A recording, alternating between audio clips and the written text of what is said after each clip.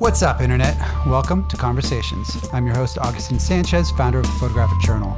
With us today is Miami-based editorial, lifestyle, and fashion photographer known eponymously as Yesi. She pairs her modern, gynocentric view of the world with a contrasty pastel-painted frame that yields amazing, stunning, beautiful, gorgeous, awesome work. Yesi, thanks for joining us today. Hey, I'm so glad to be here. It is an honor. Thank you so much for asking me. I am so excited and looking forward to talking to you. Yeah, it's funny. Like, we both live in Miami, and I think this is the first time we're meeting. We have a couple friends in common, and I'd always kind of meant to, reach out, but sadly, this is the first time that we're chatting. Which is also crazy because Miami is so small and everyone knows each other, somehow connected. So it is pretty crazy that this is how we're meeting. But I'm here for it. This quarantine, so you gotta do what you gotta do. As somebody that doesn't do photography as their full-time gig, watching what photographers do outside of actually taking photos, I feel like that's 80% of the struggle. Yeah, it is 100%. I think when you go into photography full time, you have this mindset of like, oh, I'm just gonna take pretty pictures. Like, people are vibing with my photos, I'll take them. But then, and I think as culture changes and as the system changes, you realize that there is so much more than just taking pretty pictures, and that like the momentum that just comes from like finding jobs on your own, it stops, and then you have to continue the work.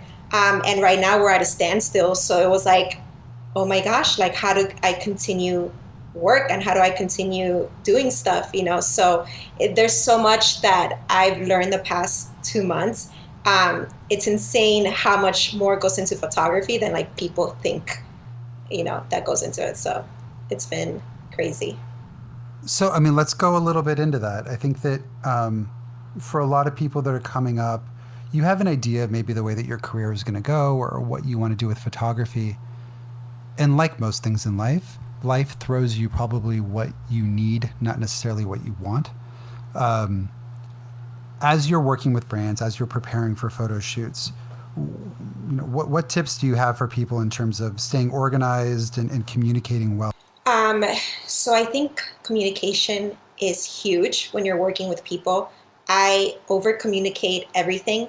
I ask a lot of questions, and I ask people to send me visual references for everything and anything. So communicating in all terms and aspects. So not just like by word, but like, okay, visually show me what you want, because that will help me to understand. Because the worst thing that can happen is you setting up yourself for failure. So how do you avoid getting to that point where you didn't meet the client's expectations? And that all starts from the beginning, from like asking questions. The moment that someone emails me, the first thing they say is, hey, what are your prices? That's what they go, and I have to reply and be like, well, I don't have a price sheet. I know a lot of photographers deal with like a price sheet, and it's easier, right? Because you're like, oh, attaching my price sheet, here you go. But for me, everything's client based. And I say that to the people who are interested in working with me. I'm like, tell me what you want. I ask them all these questions that I already have prior, because I need to know exactly what you're looking for. And again, I need you to over communicate. So I tell them, like, ask them all these questions, and I'm like, okay, can you now send me visual references? Do you have a mood board? Do you have any art director or creative direction for this? And that shows me that if they do have something, then it shows me that they're serious clients. Because a lot of times the moment that I reply with questions, which are easy to like answer, but then when I'm like, oh, do you have any visual references? They like disappear, So I'm like, okay, that already eliminates a headache for me later on with dealing with someone that's not really that interested. So, and it's so funny, like my love language is a mood board. Like if you're a client and you send me a mood board, I'm like, oh yeah, this is going to be good. So I always just ask a bunch of questions and over communicate with clients.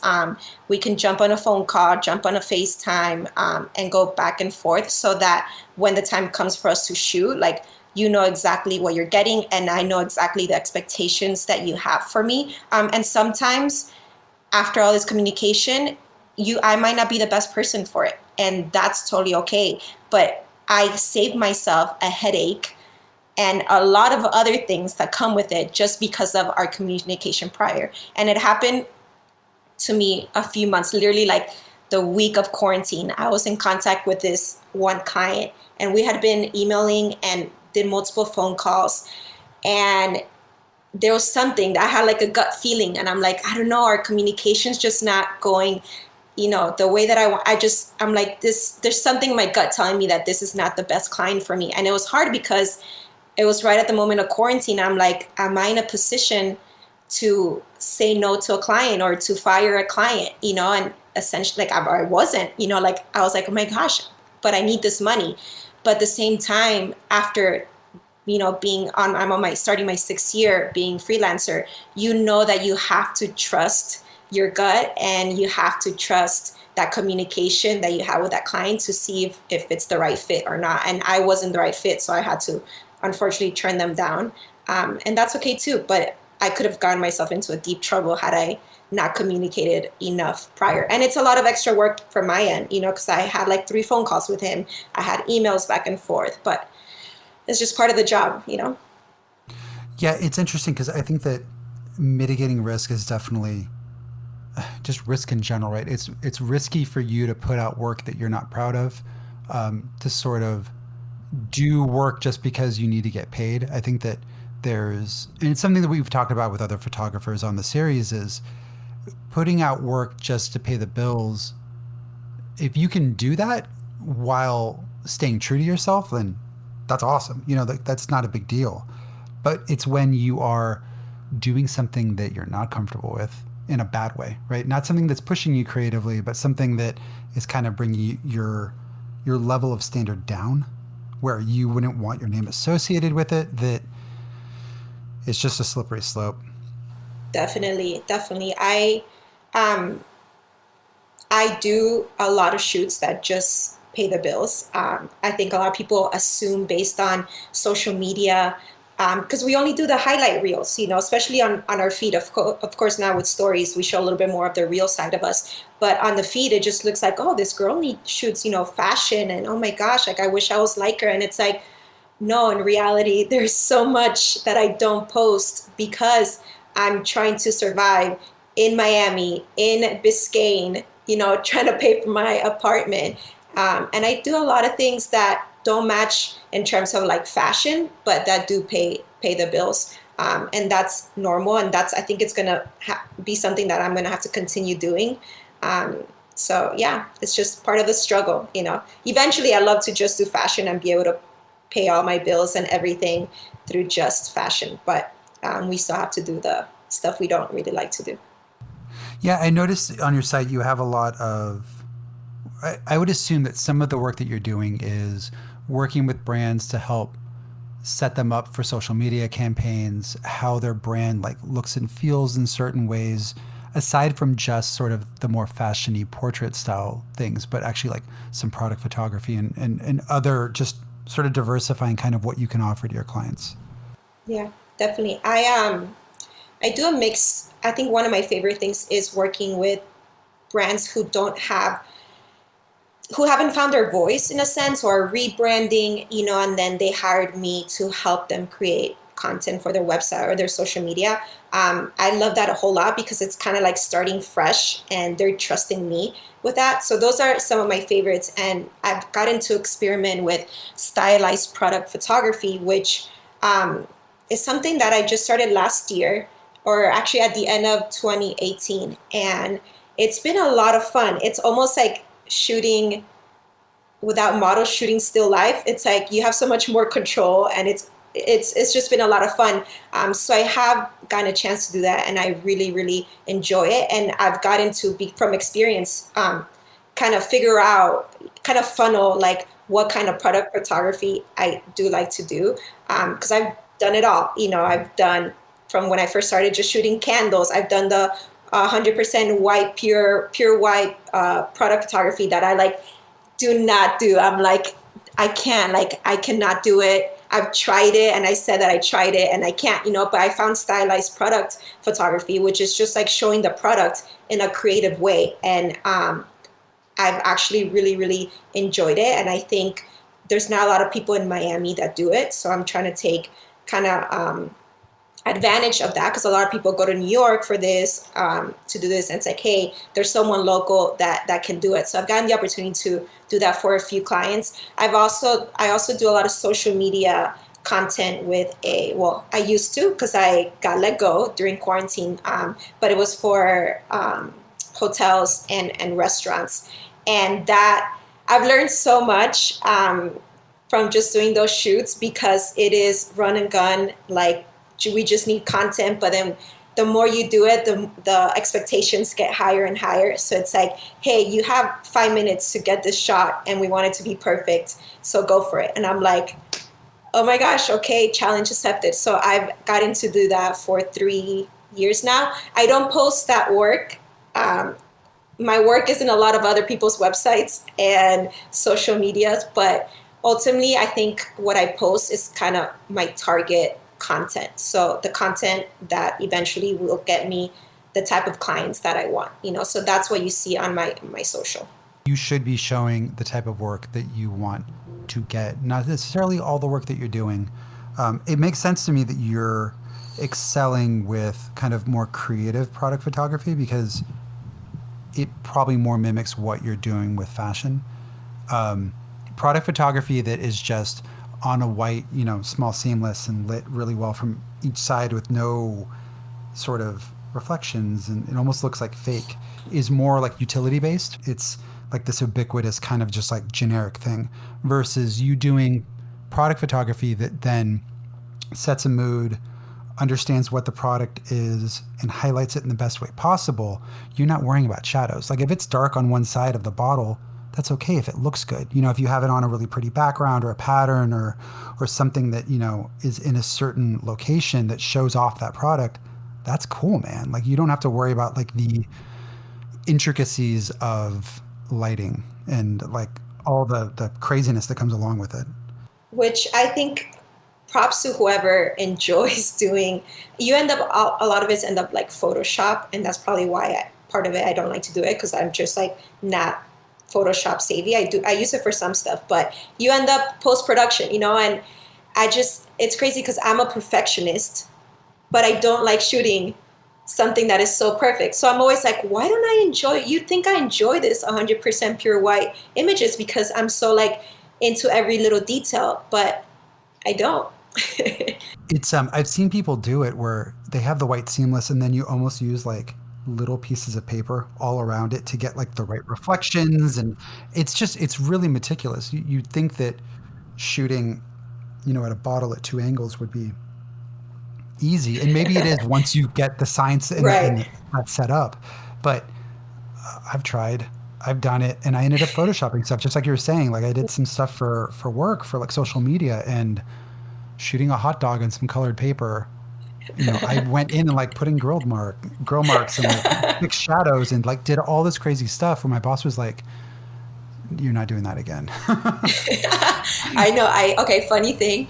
I got a phone call mid quarantine to shoot 2,000 bottles of perfume, Oh my pure god. white, 100% pure white. I was like, I need the money, but I was like, no, I'm sorry. I feel so bad. I've turned down 2 jobs because I just know what it's like, but I wouldn't know had I not tried it before. So I Right. always say, give it a shot, try it, and then you can say if you enjoy it or you don't enjoy it and stuff like that. So 2,000 perfumes, could you imagine? No. Oh, You know what? To someone out there, that sounds like an amazing opportunity, and right, they right. might love the meticulousness that goes into doing something like that. Yeah. You grew up in Miami. When people think of Miami in like the grander scheme of whatever Miami is, they don't think the kind of photography that you're doing. How do you, why are you still here? How about that? That's a good question. And I've contemplated leaving. I think everyone has. And then here are my 2 reasons for still being here. Actually, maybe 3 reasons. One, family. I've been in Miami my whole life, born in Argentina. So I left all my family when I was 7, almost 8, My parents moved us here. 20 plus years later, forever grateful that our parents took my sister and I out from Argentina, because I wouldn't even be close to doing what I'm doing now over there, so forever grateful for that. But it was a struggle, I think, separating us from my family as a Hispanic family. Like, we're close, we were like, my grandparents were everything to us. So being here, just the four of us by ourselves, it was really hard. And now my sister has nephews, and family to me is everything. So it's like, I would have to sacrifice leaving my family. And I know what it's like to be without family. So that's really hard for me. And I struggle with the whole, we only have one life to live, like, career, I'm career driven 100%. Like, you can go to anywhere and get to know me, and I'm 100% career oriented, but at the same time, I'm family oriented. So it's one of those things, like, if I die tomorrow, right, am I going to say, wow, I lived a great life pursuing my career and happy, I didn't spend a lot of time with family, but that's okay. Or am I going to say, man, I'm so glad I got to hang out with my nephews as much as I did. So that's like a struggle that I go back and forth with. And it's really hard, because in this time or day and age, I don't know how you say it, but like, all you focus about is your career, so it's really hard for me to choose my family. But in the season that I'm in, I have to choose my family, at least my nephews, for this time being, where they're like growing. I think it's such an important time for me to be close to them, and they mean the world to me. So family's number one of the reasons I'm staying. Number two, I think my community in Food Church, they've saved my life in a sense, and we can talk about that in a little bit, but having that community has really changed my whole perspective on life.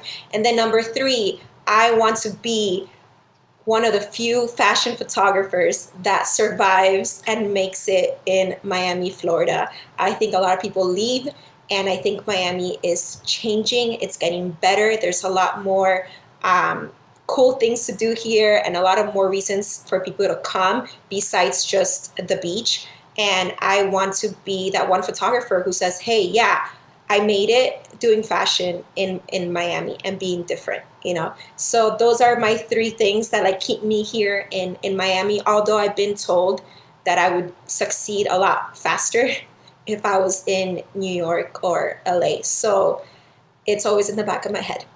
But yeah. I mean, I've seen with some other photographers that I chat with, it almost seems like they lead a dual life, right? A lot of them live where they need to live and then go into a location to drum up business, or to, so they'll have meetings in New York or have meetings in Los Angeles, meet with brands, meet with the people they're trying to talk to, supporting agencies, whatever it ends up being. But then, ultimately go home. And maybe something like that might work for you. I think that what you're doing right now is working for you, but I don't disagree that there's more opportunity in either two of those locations, but there's also more competition. I think it's so funny, because when you work for yourself and by yourself, you have certain skills that you lack. And one of those is leadership, right? Because I don't have anyone to lead but myself. So being part of Food Church or any organization, you get to learn certain skills that you wouldn't otherwise learn. So what I currently do is I serve on their social media team. So as I'm a leader, so I lead the social media team along with two other people.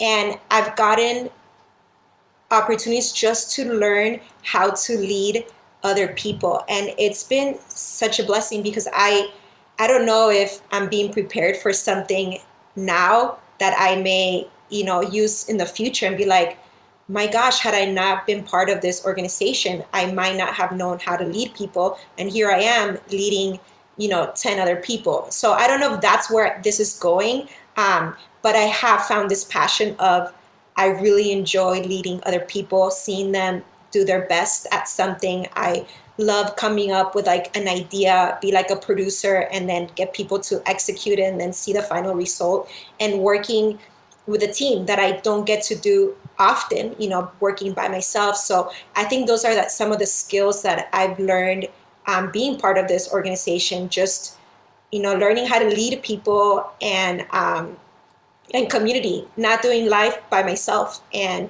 I think that trickles over into my career lately with these Zoom photography meetings that I've been hosting, because I know the importance that it is to have community around you, especially when you are a freelance artist, because you're most of the time by yourself and you could literally stay on. Photographers, we have to leave, but for a lot of freelance artists, if you just stay in your house, you can just stay in your house for the rest of your life, and that's it, but then you're missing out on the importance of community, of doing life with other people, of other people, caring about what's going on in your life, and following up with you and going out to dinner. And I don't know, we're just meant for so much more than just our career sometimes. There can be so many aspects that just make your career better, and that is revolving, like including yourself with other people, and those are some of the few things that I've learned being part of Boo Church. So you mentioned, the Zoom call. Did you start that before the quarantine, or is that something that happened because of quarantine? Happened because of quarantine. It happened. Okay, so I remember, I think it was a Thursday that I got a phone call from one of my biggest retainers that they were letting me go. And then, so that was like a Thursday, I want to say. And then that Tuesday, I just held a Zoom photography meeting. I did it twice that week, actually. And it was just one of those things that, like, I'm either going to thrive during the season or not thrive. And I'm going to fight through it, and I understand what it's like to be alone. I understand what it's like to be isolated. And I also know what it's like to be with community, and I feel like if I'm going through this, and I have the community around me, what about the other people that don't have a community around them, that are not part of any organization, whether church or something else, So, and then on top of that, like, photographers, like, we're creatives, like, we're special beings. All creatives are special beings. So, like, we think about things differently. And so I don't know, I don't even remember where the thought came. I was just like, why don't I do this? Like, why? I've never done Zoom before. Thanks to Boo Church, I know how to use Zoom, but otherwise, like, so those are like little things that I'm like, I take from the organization and kind of apply it for myself. It's like, okay, so we do these gatherings on Zoom for Boo Church. So how can I take this and apply it into my personal life, into my profession, So I just put it out there, and I was like, hey, hosting a photography Zoom meeting just to talk about what we're going through, just so that, you're not alone. If you have any questions, anyway, swipe up to get the Zoom code.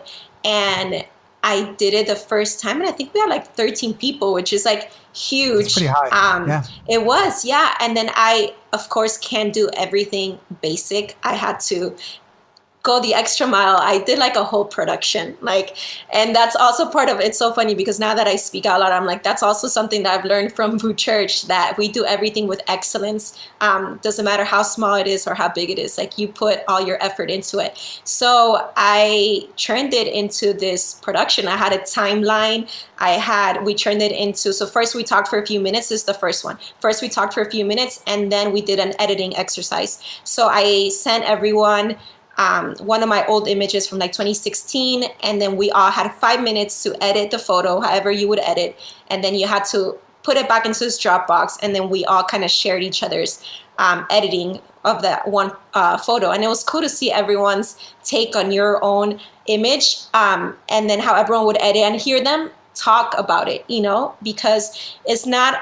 And one of the things, like, it's not about me, like, this is about us. So, like, how can we all communicate and talk? And from there, it turned into having 2 guest photographers editing their images. And then it turned into a virtual photo shoot, which I did 2 weeks ago. So it was like cool, because a lot of people are doing these FaceTime photo shoots, but no one's doing like a virtual photo walk, in a sense. So I thought it was cool that I was like, how can I do what everyone else is doing, but in a community? So allow all these people, because I know a lot of people are not easily available to like models, or they don't know how to reach out to models, so they miss out on shooting models, but I have experience with communicating with not just models, but any random person. Like I'll ask you to be in a photo, and I know how to communicate and how to explain it to you. So I wanted to bring that and allow people to have that experience. And we did it. We did a virtual photo shoot with, I think it was like 20 photographers. And how we did it was I randomly chose 3 different photographers, and they each had 5 minutes to direct the model while everyone else was screenshot the situation. And then we took 5 minutes to edit those images and then shared it with each other. And the response that I've been getting from them have been really encouraging, because I wake up every Monday and I'm like, this is a lot to put together. But then after Thursday night comes and I get the response from them, and I'm like, it was so worth it, because they're like, this is what I look forward to. My questions have been answered, and like the conversation from Zoom transfers over to an Instagram group where we continue the conversation. So if at any point anyone has any question about photography or struggling with anything or has an idea, like this is a safe space for you to kind of communicate with other photographers. So it's been so much fun. I think that anything where you can reach out and affect people or change the way they look at something. I know that the quarantine shoots are interesting because so much of what happens in your head just happens in your head, right? Like the way that you move around in a 100%. photo shoot and the way that you look at light or the way that you're using your frame is something that's all happening as an internal dialogue. The quarantine shoot, you have to over communicate with somebody that isn't necessarily a photographer. I think I love how certain people have adjusted so quickly and created this. And I think I saw the first FaceTime shoot literally, I think like 2 days after quarantine. And I'm like, how did they think about that? It didn't even cross my mind. So it's so cool to see the way that people shift and pivot so quickly, especially during something so like intense as what we're going through right now, and I think it's cool because then it opened up opportunities for other people who I probably would have never thought about a FaceTime shoot had someone not posted about it, so it's so cool to see creatives kind of shift and pivot into something else. So it's really cool. There's also things like collage artists that the TPJ team just did. I think some of us actually shot new work and others pulled from self-portraits that they were already doing, but we all collected self-portraits of each other, and it was interesting because all of us attacked it in completely different ways, and you see our personalities. We then sent it to a collage artist, Seth Moses Miller, and seeing how his treatment of all of our photos through his work kind of actually brought them back together. So there's like a cohesive look to a disparate set of images because it all went through the same filter. And I don't mean like photo filter, but like the same mind, right? Yeah. It's just, there's all these opportunities for collaboration that are presenting themselves in a way that is really just intriguing and interesting to me, especially as somebody that likes to communicate and likes to collaborate. Definitely. I think I saw it. It's in your About Us, right? It was like all these little portraits. So good. It was so cool. When I saw it, I was like, man, and it's true now that you say it. So you guys took your own portraits and then that's really cool. Yeah, I'll send That's you really my cool. originals because like I'm not somebody that takes self-portraits, right? Like there's some Yeah. artists that like that's kind of one of those things that they do. It's not a natural thing for me. So like, one Saturday morning, I found good light in a corner of my backyard and took some portraits. And the results speak for themselves. Actually, I have one printed out here. That's so cool. Look at that. You did awesome with your self-portrait. I recently got a new camera that has a remote app. So like, I've been shooting with a 5D Mark II forever. And I got, it's a slightly older Fuji, but it has Wi-Fi. So it has the app that I like connect to Wi-Fi on the camera. And then I get a live view so I can compose and then hit the release button, which the release button is not big enough. And I would love to redesign the UI of that app, but whatever. Yes. It's still, it worked. It was able to do something that I don't know if it would have taken me longer. How about that? It's the kind of thing that if I was using a release with a timer and Yeah. just, shooting at like f11 or something to make sure that everything was in focus. There was enough light. I would have been able to do it. I don't know that I would have had so many good shots or options to pick from. So it's all troubleshooting however you go into it. Online, I remember that there was a YouTube series, I think that Kai did for, I forgot the name of the shop, but it was like a toy camera challenge. They would take like professional photographers. Yes. Lara Jade, one of my favorite. Yes, yes, I've seen it. I think I would love to be part of that challenge. I think that is so cool how you can take something. Yeah, because in the end, and I say this all the time, like I'm not a techie person. Like just give me a camera and I'll shoot. So I don't think I'd be good at like explaining why I do things or how I do them. I just do them. Like my brain just functions in a way. Um, but just give me a camera, and I think that's so important. That's like proof. And today's photo shoot, of course, the quality, you can't print a FaceTime photo on a huge kind of, what's it called, not banner, but oh my Like a gosh, I can't think billboard. of the word, billboard. So yeah, like that's an person example. Like you don't need all this fancy equipment, fancy camera to create something, and especially with the power of our iPhones. Like if equipment is holding you back from creating or from being a photographer, like you have it wrong. Like it has to be, creativity comes first, and then comes the equipment that you use. So I think that's how I view it. So I'm not a techie person. Just give me a camera and let's see what I can do with it. And I don't know. That's so fun. I wish I could do the toy camera thing. I kind of want to try it. Here's the interesting thing, right? Like if the Zoom call continues or becomes a group post quarantine, you can do something like that. You can go out with somebody, and even if you're just doing it as a fun exercise with somebody, like I the idea of imposing restrictions on someone and watching them thrive in those restrictions is always just like the coolest thing to me. I did a few years ago, I did a YouTube with four other Miami local photographers, and we did like a challenge where we all got together, and then I had put challenges for each person, or like four different challenges. One was like only shooting in auto, you couldn't put it in manual. Another challenge was, I'm trying to think what it was.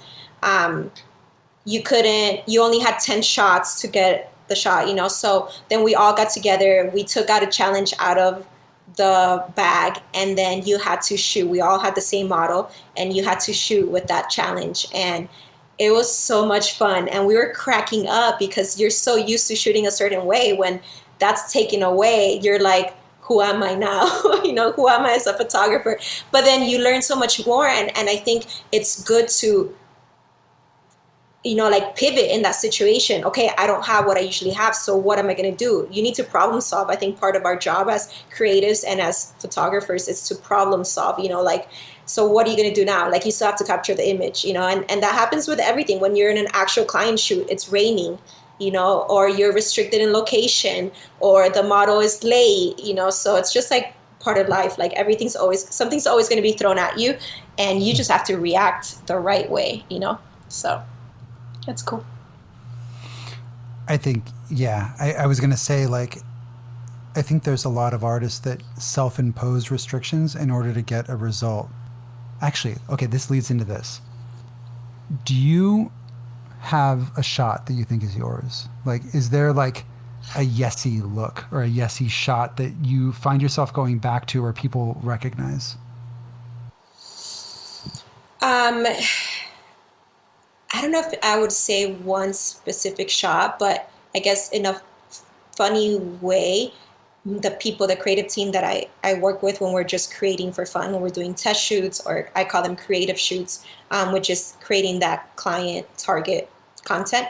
Um, they always say I end up on the floor doing some weird angle, or like making the model stick her hand out, So I'm like, I guess that's what I'm known for, But I think people connect with mine because of the way I edit the photos. I think I edit them in a way that is different from a lot of people here in Miami.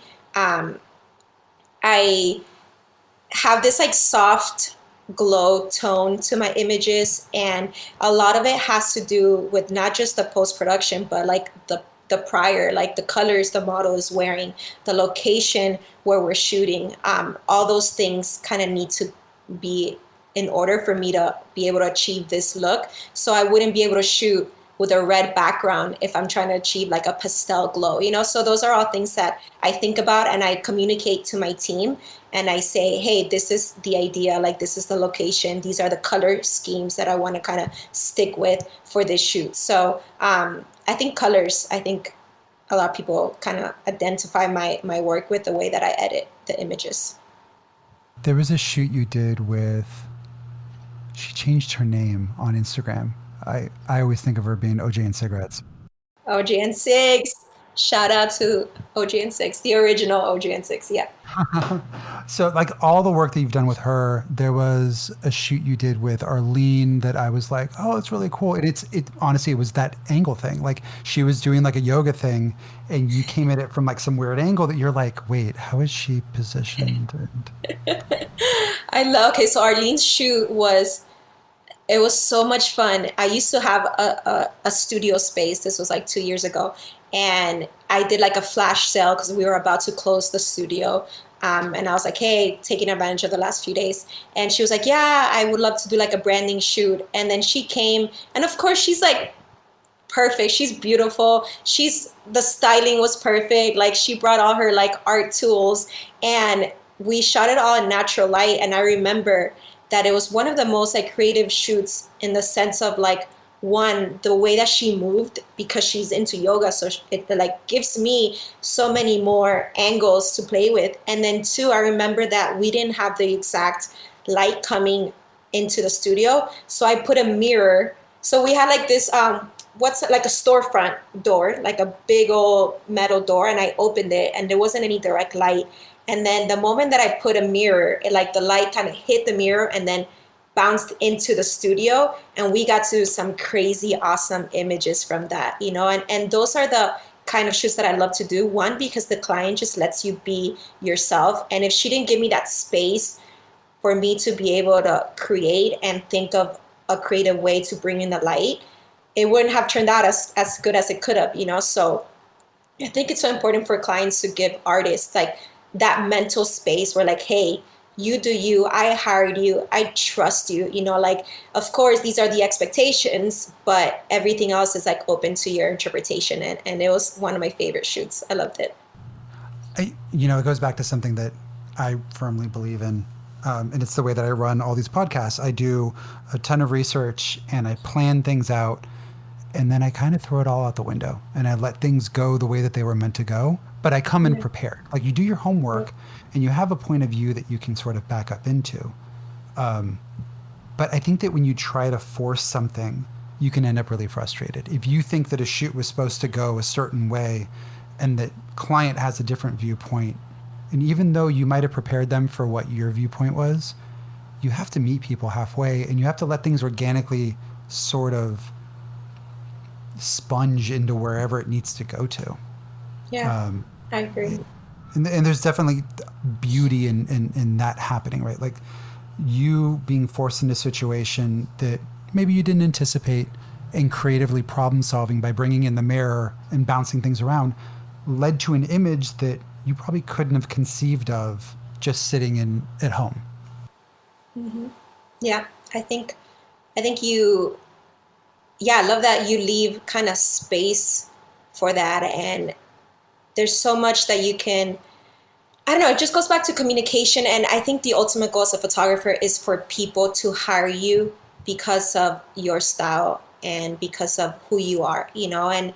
And like you said, meet them halfway, but at the same time you have to like, I don't know, like speak your voice, you know, and be like, hey, trust me, like you hired me for this reason. So it has to be a beautiful collaboration between you and the client. And it goes back to like getting to know the client. I'm so passionate about friendships and relationships. And I think it's important that you build that friendship with the client so that when they need you to capture something, they can openly voice it without you being like, oh, excuse me, this is my shoot, but at the same time, when you have something that you want to try, that they are, willing and responsive to that. So it's kind of like a dance between you and the client and stuff like that. So Yeah, and honestly, if you're working with a client that you're probably want to work with, meeting them halfway isn't really meeting them halfway. You're not diametrically opposed where you want completely different things. You're talking about two shades of a very similar thing. And a lot of the time I found that giving them kind of what they want, but also having the freedom to do what you want and showing them why yours is better or how it can communicate what they're trying to show more evocatively or more effectively works really well. You keep them happy and you feel like they feel like you're listening to them. But really the reason they brought you in is to take the kernel of their idea and take it to the next level. that's like the ideal situation right there. Yeah. So How love often does that. that happen for you? Um, I try because I have certain retainers Hmm. that allow me to, or I used to, that allow me to pay the bills. We'll have them again. I yes, yes, we will. It allows me to control a little bit more of the clients that come in that are not from my retainer client, and I think I kind of like that setup that I created because I pay the bills, but then I have all this free time to kind of pick and choose my clients. So, like I said, I can tell from a gut feeling, I can tell from conversation if it's going to be a good client or not. Um, and I, unless you like need the money, like we were saying, like I don't know if I would go through a crazy hassle with a client. I think it's important that you talk to them and you meet them and you have conversations and hope that they're the right client, so it doesn't happen often, but I do try to control it as much as I can, and that's through communication, but of course, like the bad clients always slip through and then you're like, well, I didn't see this one coming. But you know what, I pride myself in finishing a project to the best of my ability, and I think that's why I haven't had to focus a lot on marketing myself, because there was a lot of word of mouth because of how much pride I put into like communicating, being on time, following up on emails, like delivering things and like staying on top of everything, not going quiet with a client, but and then forming friendships and relationships and stuff like that. So it's just like it's this whole thing, and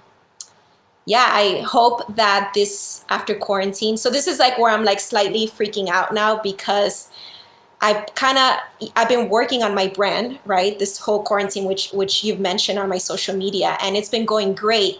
But now I'm trying to, okay, how do I get those fashion clients?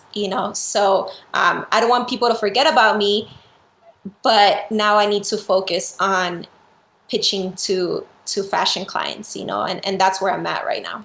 It's tough because your feed, like if you go through your feed for the past month looks very different than it had before, right?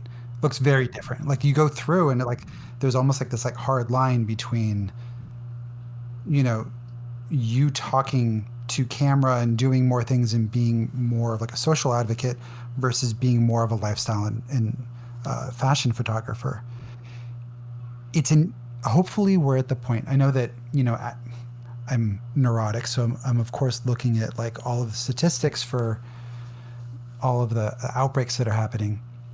Miami seems to be slowing down. We seem to be where maybe in a week or two, couple weeks, where things will relax a little bit and hopefully give you some breathing space where, with precaution, you can actually start doing, creating content. Maybe it's about, maybe you start shifting stuff where you start putting out more new content as things relax, where you can sort of just have fun with some of your friends, some of the creative shoots, and start putting out the kind of content that you want to bring people back in. Yeah, definitely. I think it's funny because 2019 was like a blur to me. I called it my survival year. And looking back now, I'm like, oh my gosh, I can't even believe I survived 2019 because it's a whole different conversation. But in 2020, I was like, okay, I realized that in 2019, I was posting just my work. I would come in here and there on stories, but people weren't engaging with just my work. So I'm like, is it me? Like, is it my work? Like, I'm proud of the work that I'm putting on social media because it's work that I've created for this, So I was like, okay, try something new. And then, so already 2020, I knew that I was going to go with a different strategy in my social media. I didn't know about quarantine. And then when quarantine hit, I was like, okay, full force, I need to shift because pretty photos, not only engagement, but it's not really transferring into clients in a sense, So I think my strategy for 2020 in a sense and quarantine was let people get to know me, right? So work on my brand so that, this is my hope, so that when someone has a conversation with someone about a fashion brand or a brand, hey, I'm looking for a photographer, that I'll be the first person that pops into their head, So I think that was the strategy that I was taking. And I think it's been great because I've formed so many friendships during this past 2 months of me just putting myself out there, because I don't want to just focus on clients. I want to form friendships with other photographers who need to connect with someone or have questions. Like, I'm available, I'm open, like, ask me any questions. So it's kind of that battle of like, when is like me just looking for clients and then me being myself and my brand. So I'm trying to like merge the two now, and that's where I'm not struggling, because I make my own rules. Like, you make your own rules for your social media. Like, there's no one out there that can tell you what you're doing is wrong, but it's just like, how do I merge the two, So that's where I'm at right now. I mean, from an outside perspective, I think that you are a fun and funny person, right? From what you're putting out there, you're somebody that looks like you'd be a joy to work with and have around. There's something in bands that's called like being a good hang. You don't, even if the guy's like a really good guitarist or like a really badass drummer, right? If he's kind of moody and annoying and you don't want him around, you're not going to hire that guy. You're going to hire the other guy that's also really good, but is chill and likes hanging out and kind of likes, just being around. Because a lot of that realm is hanging out. Like, there's a lot of downtime. And I think that with creative work, you don't want somebody that's like kind of just a miser around you. You want somebody that's going to uplift you. You want somebody that's inspirational. You want somebody that can kind of, when things get tense, execute things with grace and have a little bit of levity. And those kind of people are far and few between. So the fact that you are putting out, your website is yesi.fun. That is very intentional, right? It's not like, oh, I'm going to be goofy. It's like, no, dude, this is who I am. Right. Oh my God. I appreciate everything you said, because I always tell this to people and to encourage, like, if you don't like me in social media, you're not going to like me in person. So if you don't like how I do things on social, like, don't hire me. And that just already eliminates a whole process, because now we don't have to deal with this in an email or in a phone call, So I think that's why I put a lot of effort into that. It's like, hey, this is who I am. And if you like me, we're going to get along, like, great, and I think it's valuable for people to put themselves out there in that way, just for exactly what you said. Like, who am I? Because in the end, it's not just like I'm hiring you for pretty work. In the end, it's like I'm hiring someone that, one, gets along with everyone, right? That is a good time. And then that will deliver everything, that will be responsible, that's answering emails, that's like on top of it, So people are not just hiring one, for pretty pictures, they're hiring for the whole package. And then you want to be hired again by that same person. So it's a wheel, it's a whole, you got to be good in all parts, so. I think the bare minimum is delivering pretty photos, right? Like, you're hiring a photographer to do that. Everything else is about project management, account management, personal management. So building those relationships is actually a differentiator. Being that person that's memorable, that was a joy to work with, and that is fun And look, there could be 3 million differentiators depending on who you are. If you have a bad personality, you're still going to get work if you have amazing work, right? And you might just have a slightly different tactic to dealing with people. But yeah, I mean, I'm with you in terms of how you sort of put that forward. I think that excellent results and doing it in a fun way, to me, is how you should live your life.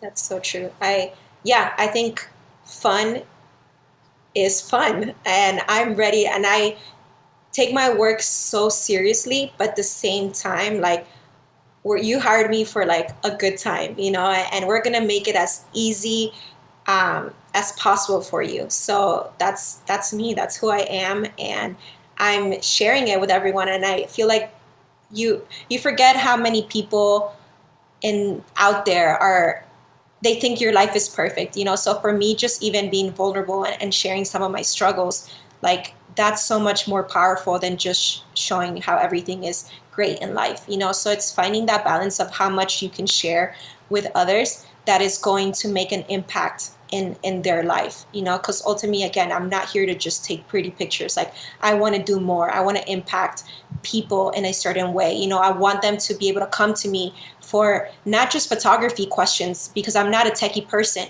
but more for like deeper stuff. Like, why am I feeling this way? Are you feeling this way too? Or like, something happened with this client. Do you have any tips? Or even personal life as a single woman, like, hey, I'm struggling with this, So I just want to make more of an impact than just like, I'm the photographer that takes pretty pictures, So I can't think of a better way to end it. Yesi, thank you so much for joining us today. Everyone, links to all of Yesi's social media and website will be linked in the show notes. Yesi, was there anything else any questions for me or comments? No, you have made this a lot easier than I expected. I was a little nervous coming into it, but now I'm like, this was fun. This was so like just one-on-one personal. And I just gotta say, you are so talented. I saw some of your work on your website, and I was like super impressed. So keep going at it. I love your room too. I know people can't see his room, but like, it's visually pleasing, and I'm a visual person, so this whole setup, it's a mess too. Like, you can't tell. Now you're showing too much. Just keep it with like the 4 frames behind you. So just thank you so much. It was an honor, honestly. Thank you. Of course. And, hopefully when this quarantine's over, we can meet up for, a coffee and hang out and become more actual friends. Let's do it. I'm down. Okay. Sounds good. Thank you so much. Thank you. Conversations is available on all major podcast platforms. Like this episode, subscribe and rate us on iTunes. We promise we'll give you a hug if we ever see you in the real world, or at least a high five. Visit us at the Photographic Journal for our latest interviews, photo essays, and features. Want even more? Follow us on Instagram @TPJ.